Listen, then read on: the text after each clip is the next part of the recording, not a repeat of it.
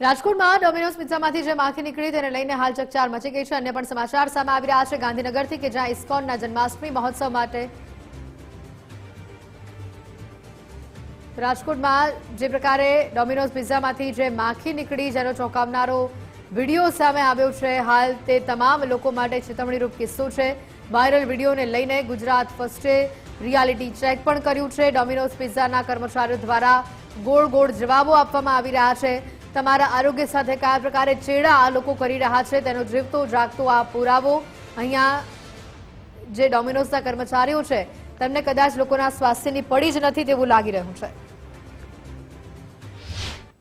રાજકોટમાં જે એક વિડીયો વાયરલ થયો છે, ડોમિનોઝ પિઝા જે ખૂબ જ ખ્યાતનામ મલ્ટીનેશનલ કંપની છે તેનો આ વિડીયો વાયરલ થયો છે, જેમાં એક ગ્રાહક દ્વારા એવું બતાવવામાં આવી રહ્યું છે કે પિઝાની અંદર જ માખી હોવાનું સામે આવ્યું છે।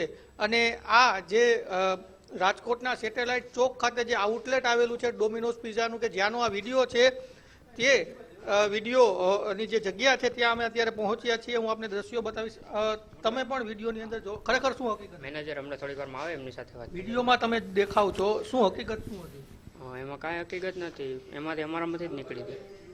નહીં, માખી હતી કેમ કે જે ગ્રાહકે વિડીયો બનાવ્યો એમાં એવું કહી રહ્યા છે કે વિડીયો છે તે જી અત્યારે થોડીક વાર મેનેજર આવશે। તમે એમાં દેખાવ છો એટલે તમને ખબર તો હશે શું બન્યું હતું, એ તો ખબર હશે ને। મેનેજર આવે વાત કરે પણ તમને ખબર તો હશે કે એમાં શું બન્યું હતું, એ ઘટના શું બની, તમે વિડીયોમાં દેખાઈ રહ્યા છો। એમાં બસ ખાલી એમાં ઓલું આપણે શું કહેવાય પડી હતી, વાંધો નથી, ઉપરથી પડી હતી એટલા માટે। એમાં વિડીયોમાં એવું કહે છે કે ભાઈ આ જે માખી છે એ અંદર ઓલરેડી હતી, હા, ઉપરથી આમ પડીને પછી હવનમાં હાફ પાસ થઈ ગઈ હતી એટલા માટે।